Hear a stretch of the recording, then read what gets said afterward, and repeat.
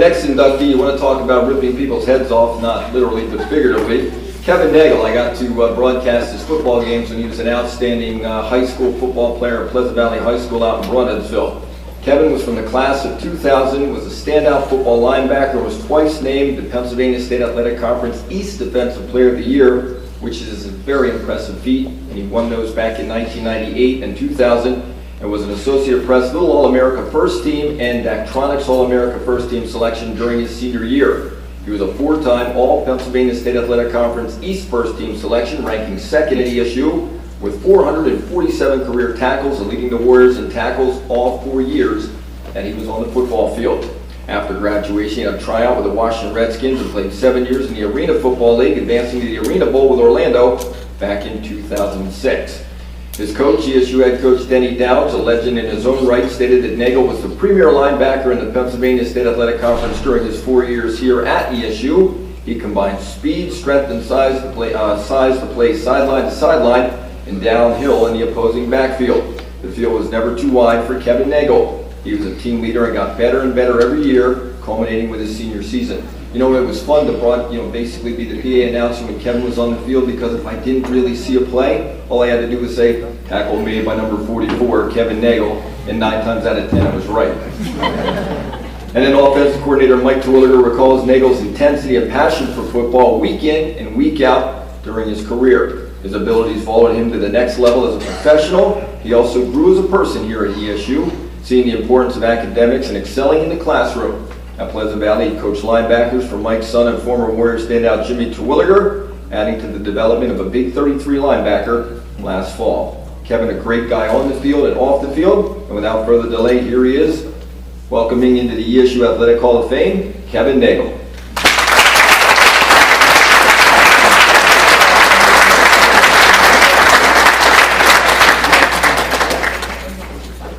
Thank you. I just first want to say congratulations to all the fine athletes that are inducted here today, as well as the athletes that are already a part of this outstanding Athletic Hall of Fame.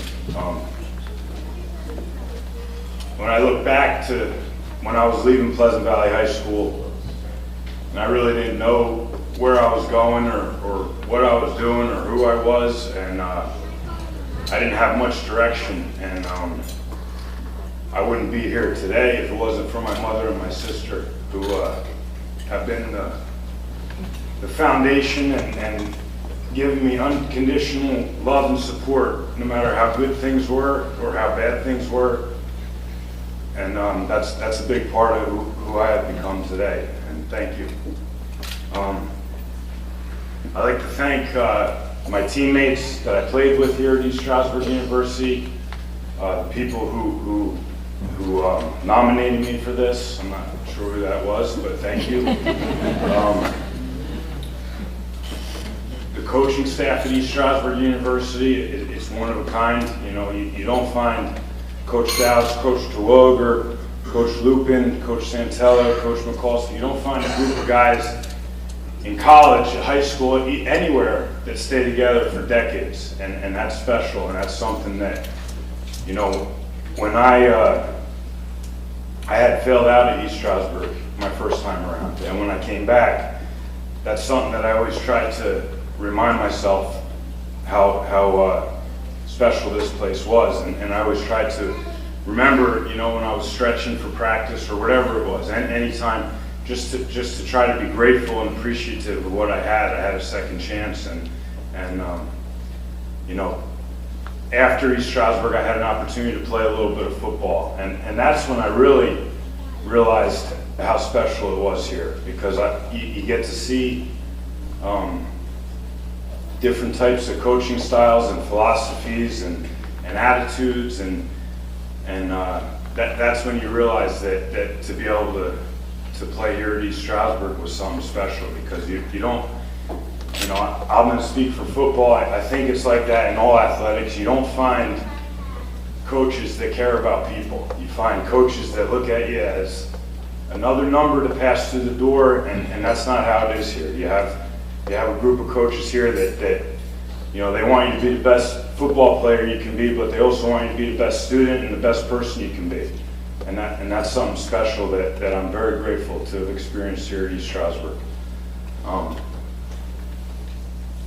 You know, I just want to say in closing here, it's just been truly an honor and a privilege to be a Warrior, to wear the red jersey, and to play football for Coach Dowds here at East Stroudsburg University. Thank you.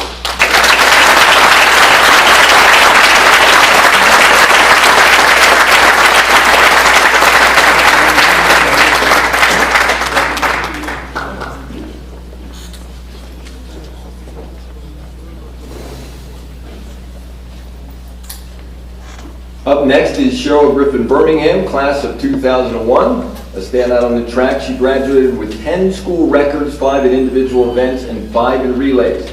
5 of those school records still stand more than a decade later. She was ESU Senior Athlete of the Year and Scholar Athlete of the Year in 2001. And as a junior, she was an NCAA Division II qualifier in the 55-meter dash during the indoor season, and was ESU's first ever men's or women's sprinter to compete at the NCAA championships. As a senior, she was named to the Academic All-America team, and she was a 3-time ECAC indoor champion and a 2-time Pennsylvania State Athletic Conference relay champion. 3 times she was the Pennsylvania State Athletic Conference runner-up in the 100-meter dash. Now, teammates Shannon O'Donnell and Coley Kissling both recall Cheryl as an excellent runner, awesome competitor, reliable teammate, and an athlete who was gracious in victory during her career here with the Warriors. She blazed through workouts and won races every weekend, but never thought that she was that fast. Coach Chris Murley said that Cheryl had the fastest turnover of any athlete he's ever coached, male or female. She holds records from the 55 meters to the fastest 400-meter split ever recorded at ESU. And that's saying something. They've had some outstanding track athletes here at ESU. As a junior, she was a national qualifier indoors in the 55 meters and missed qualifying outdoors in the 200 meters by just 1,000th of a second. Within the Pennsylvania State Athletic Conference, she was runner-up in both the 100 and 200 meters at the outdoor championships, the national 100-meter champion, Amber Plowden of IUP. She always ran her best against the top competition and was a tenacious competitor who just had that drive to win. Please welcome ESU Athletic Hall of Fame inductee, Cheryl Griffin Birmingham.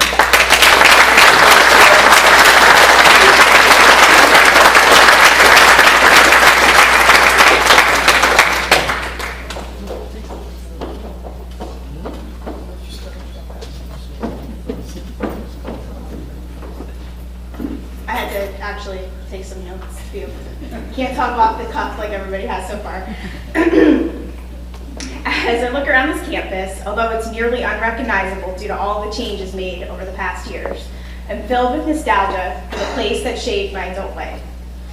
If Joe Koch, recruiter/coach, hadn't made those persistent phone calls to convince a short, lazy sprinter from a little village in upstate New York to consider ESU, I'm not sure where I would be today.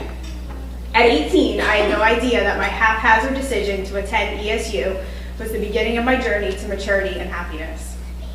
I left home in the summer of 1997 with low expectations from both myself and others.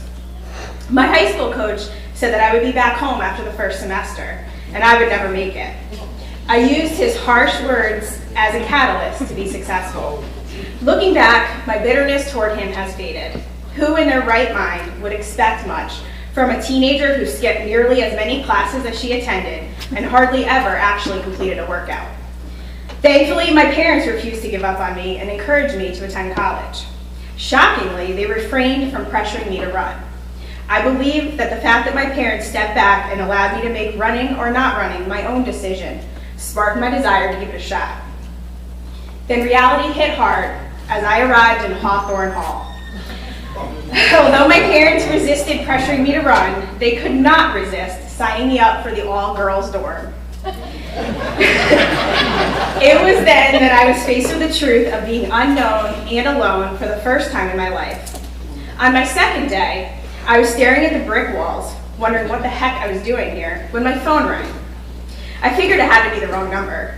To my surprise, I was being asked to attend a gathering by 3 juniors on the track team, Shannon, Coley, and Shira. I was nervous, but I wasn't about to say no to the only social offer that I had. I couldn't believe how quickly these 3 juniors accepted me, a lonely freshman, into their circle.